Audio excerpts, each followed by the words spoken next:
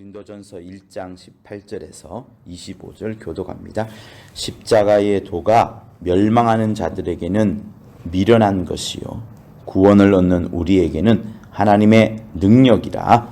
기록된 바 내가 지혜 있는 자들의 지혜를 멸하고 총명한 자들의 총명을 폐하리라 하였으니 지혜 있는 자가 어디 있느뇨? 선비가 어디 있느뇨? 이 세대의 변사가 어디 있느뇨? 하나님께서 이 세상의 지혜를 미련케 하신 것이 아니뇨? 하나님의 지혜에 있어서는 이 세상이 자기 지혜로 하나님을 알지 못하는 고로 하나님께서 전도에 미련한 것으로 믿는 자들을 구원하시기를 기뻐하셨도다. 유대인은 표적을 구하고 헬라인은 지혜를 찾으나 우리는 십자가에 못 박힌 그리스도를 전하니 유대인에게는 거리끼는 것이요 이방인에게는 미련한 것이로되. 다 같이요. 아니 오직 부르심을 입은 우리들에게는 유대인이나 헬라인이나 그리스도는 하나님의 능력이요 하나님의 지혜이니라. 하나님의 미련한 것이 사람보다 지혜 있고 하나님의 약한 것이 사람보다 강하니라. 아멘. 십자가라고 생각을 하면 우리는 늘 그 십자가가 하나만 달려있는 것을 많이들 생각합니다. 그래서 우리가 어떤 장면을 많이 보느냐에 따라서 그것이 인식이 되고 각인이 되어서 또 다른 우리의 생각을 또 확장시키고 만들어 갑니다.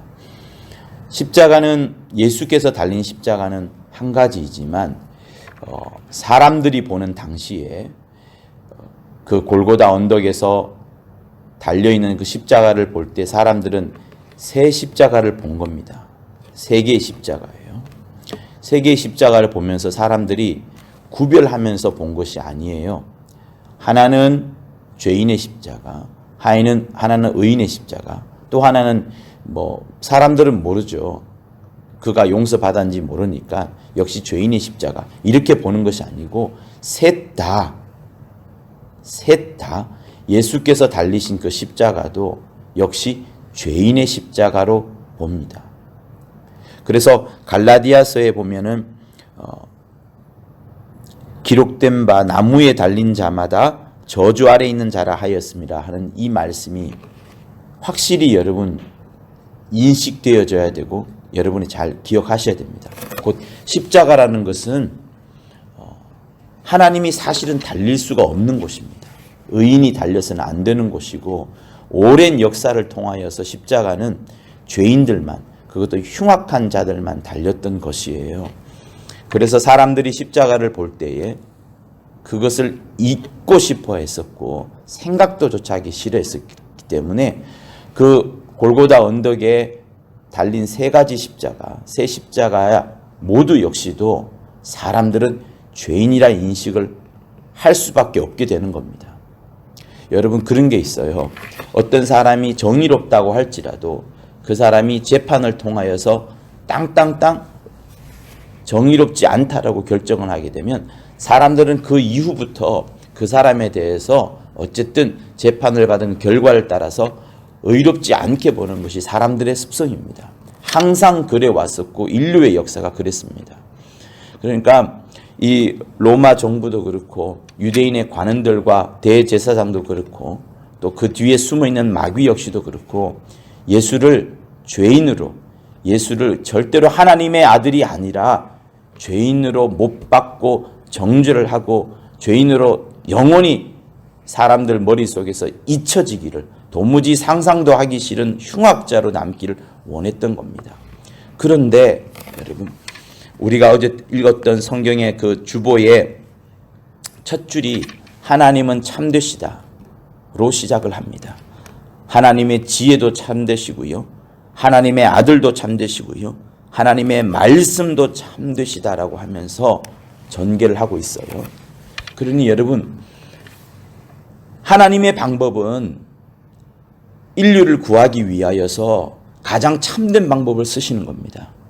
사람들의 생각은, 사람들의 지혜는 십자가를 바라보면서 거기에 죄인이 달렸고 악한 자, 저주받은 자가 달려야 된다는 것으로 생각할 수밖에 없지만 하나님의 눈에는요, 하나님의 지혜로는요, 하나님의 영감으로는요, 하나님의 방법으로는 십자가가 아니고서는 절대로 인류를 살릴 수 없다라는 그 확실한 것.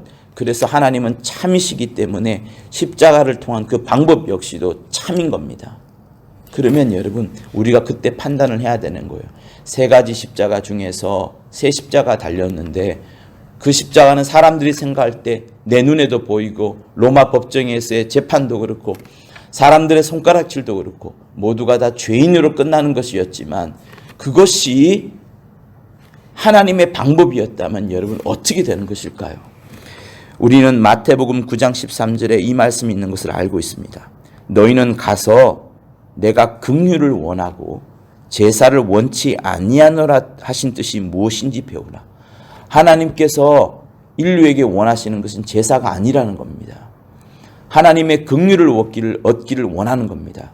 우리가 제사 드려서 하나님의 용서를 따내는 이것을 말하는 것이 아니고 제사를 잘 드려서 인생의 어떤 길흉화복을 중에서 좋은 것만을 얻으려고 하는 것이 아니고 항상 우리에게 있어서 유익한 것만을 얻으려고 제사를 하는 것이 아니라 지금 예수를 통하여서 하나님이 하시는 말씀은 너희는 가서 내가 긍휼을 원한다는 것을 너희는 배워라. 내가 의인을 부르러 온 것이 아니라 죄인을 부르러 왔노라 하시면서 주님이 이런 말씀을 하실 때 우리 모두에게 일러주시는 것은 너희 모두 죄인인데 누가 너희를 살리겠느냐. 아무도 살릴 자가 없다.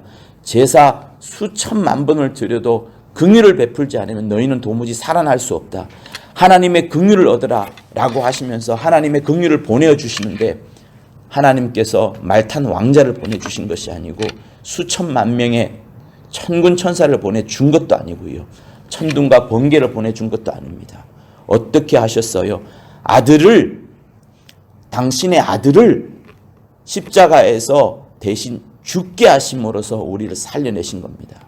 그래서 사람들은 깨달을 수 없는 거예요. 당시 십자가라고 하면 모든 사람들이 저주의 나무 수백 년간, 예수 오시기 이전부터 수백 년간 나무에 달린 자마다 저주였고 그 문화들이 로마가 흡수하면서 로마 전역에 퍼져나갔습니다. 그래서 나무에 달린 사람에 대해서 이야기하는 것조차 싫어했는데 헬라인들이 입장에 보기에는, 지혜가 똑똑한 사람들의 입장에서 보기에는 나무에 달린 자 말아도 하지 마라 이렇게 되는 것이었고, 유대인들은 이적을 압니다. 유대인들은 논리와 이성을 깨뜨리는 하나님이신 걸 알고 있어요.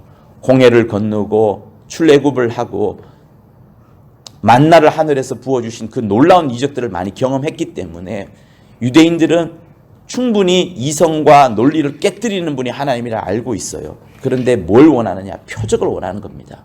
그런데 사람들의 눈에 예수가 표적으로 보이지 않는 거예요.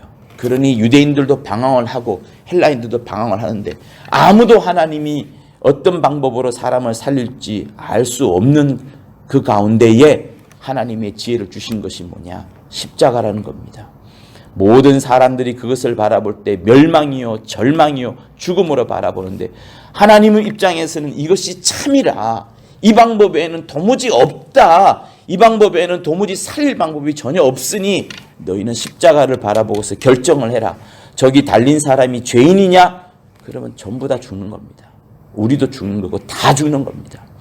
그러나 몇 명의 사람이 그분을 하나님의 아들로 바라보고 하나님의 아들로 생각하다 보니 저기에서 하나님의 아들이 죽었다, 죄인이 죽은 것이 아니라 사람이 죽은 것이 아니라 하나님의 아들이 죽었다라는 사실을 깨닫고 나니 이것이 뒤집어지는 겁니다. 그러므로 성도 여러분, 여러분들이 판단하고 결정을 해야 됩니다. 저기에 달린 자가 사람이라면 우리 모두는 지금도 죽은 것이고요, 영원히 살아날 수 없습니다만 저기에 달린 자가 하나님의 아들이라면 우리가 죽인 것이고 내가 달려야 할 것이고, 그리고 그분이 우리를 구원해 주지 않으면 도무지 살아날 수 없다는 것이 분명해지는 겁니다. 이것이 도저히 이해할 수 없는, 세상의 지혜로는 도무지 판단할 수 없는, 선비도 변사도 도무지 웅변할 수 없는 그런 놀라운 하나님의 지혜인 겁니다. 여러분, 댁에 가셔서 다시 한번 이 십자가의 도가 무엇인지, 하나님께서 얼마나 우리에게 십자가에 달리신 그것이 참이라는 거, 그 방법 위에는 절대로 하나님의 우리를 살려줄 수 있는 방법이 없다는 것을 아시고 얼마나 우리가 감사하며 감격하며 감동하며 살아야 되는지, 그리고 이를 위하여서 우리 입술을 벌려서 전도하지 않으면 절망이라는 사실을 다시 한번 깨달으시고, 여러분 하나님의 능력, 하나님의 지혜이신 그리스도를 여러분의 심령 깊이, 심장에 깊이 새기는 귀한 일생이 되실 것을 예수 이름으로 부탁을 드립니다.